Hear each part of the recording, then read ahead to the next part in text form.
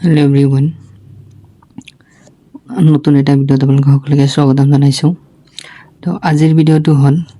গভটপ Assam directorate of higher এডুকেশ্যনৰ ফালৰ পৰা এটা নটিফিকেশ্যন দিয়া হৈছে যোৱাকালি, য'ত লিখা আছে মানে যোনটো প্ৰত্যেককেইটা ইনষ্টিটিউশ্যন বা কলেজ ইউনিভাৰ্চিটিবিলাকে যিহেতু নিজাকৈ স্পৰ্ট এডমিশ্যনৰ প্ৰচিডিউৰটো তাহাঁতে চলাই লৈ আছে, তাৰ মাজতে গভটপ আছামৰ যোনটো সমৰ্থ পৰ্টেলৰ ফালৰ পৰা এইটো আপডেট আহিছে যে অফিচিয়েলি মানে সমৰ্থ পৰ্টেলৰ যোগেদিও স্পট এডমিশ্যন হ'ব। মানে আগৰ যোনটো টাইমলাইন দিছিলে, ৰেজিষ্ট্ৰেশ্যন কৰিছিলে অলৰেডি কিছুমানে first round, second round, first round second ৰাউণ্ডত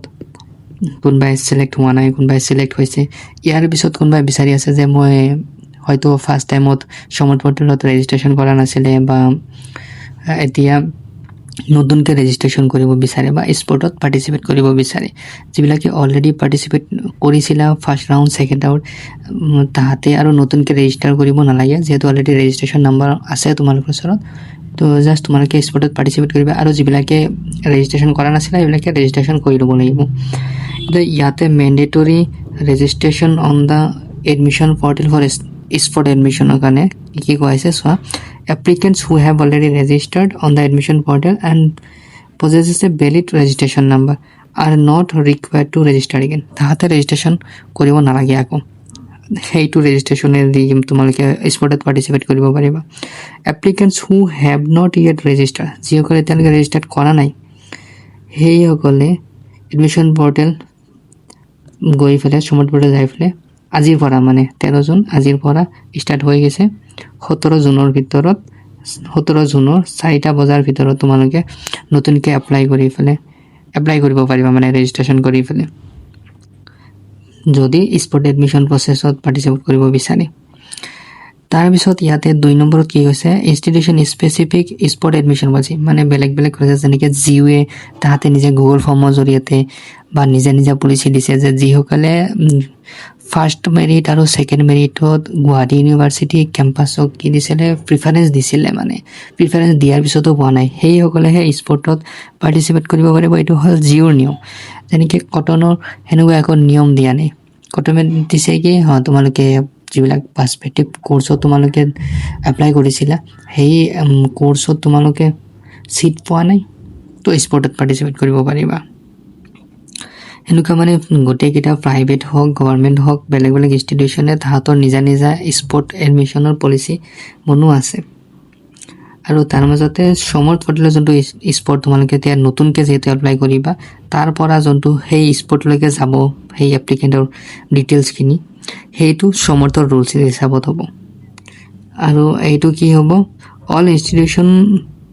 sport admission policies along with detailed procedures and guidelines shall be mandatorily published on the respective institutional website on or before 13th June.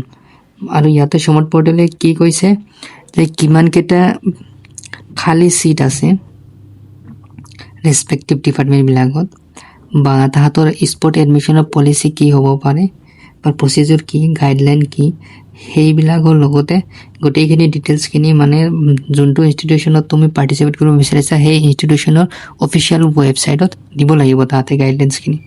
আৰু তাৰ পৰা ষ্টুডেণ্টে চাই পেলাই participate কৰিব। তো মই চেষ্টা কৰিম, যদি মই পাওঁ মই আপডেট কৰাই থাকিম তোমালোকক।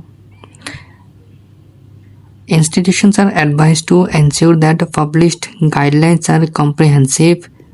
unambiguous, and accessible, enabling applicants to make informed decision about their participation in the sport admission processes. সেইটোৱে ক'লোঁ মই, যোনটো ক'লোঁ যে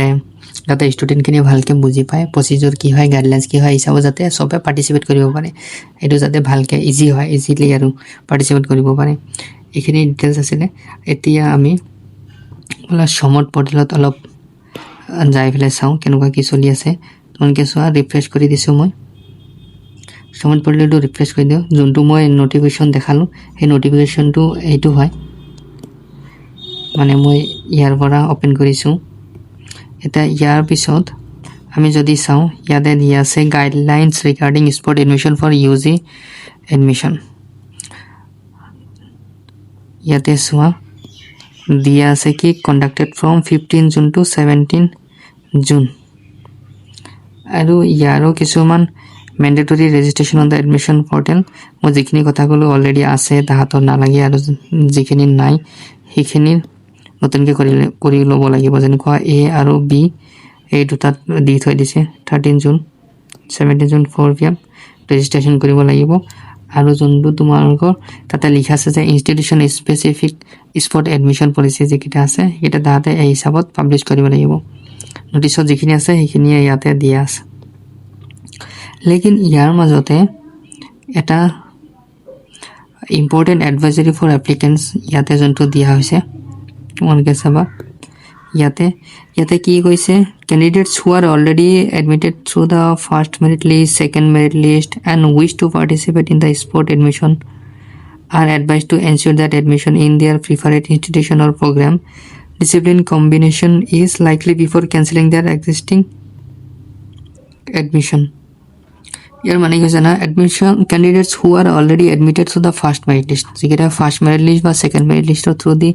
অলৰেডি এডমিটেড হৈ গৈছে এডমিশ্যন পাই গৈছে আৰু তাহাঁতেও কি কৰে স্পৰ্ট এডমিশ্যনত পাৰ্টিচিপেট কৰিব বিচাৰে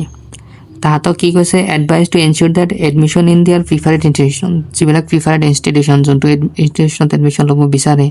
বা যি প্ৰগ্ৰামত ল'ব বিচাৰে সেই programme discipline combination is likely before cancelling their existing admission মানে সেই ইনষ্টিটিউশ্যনত যদি অলৰেডি এটা ছাবজেক্টত এডমিশ্যন লৈ থৈ দিছে সেইটো কি কৰিব লাগিব কেঞ্চেল কৰিব লাগিব আগতে তাৰপিছত স্পৰ্টত পাৰ্টিচিপেট কৰিব লাগিব এইটো ৰিস্কি হয় এইটো নকৰিবা লাগিলে থাৰ্ড চেমত যাই পেলাই তোমালোকে মেজৰ চেঞ্জ কৰি ল'বা সেইটো বেটাৰ অপশ্যন হয় যদি তোমালোকৰ সেই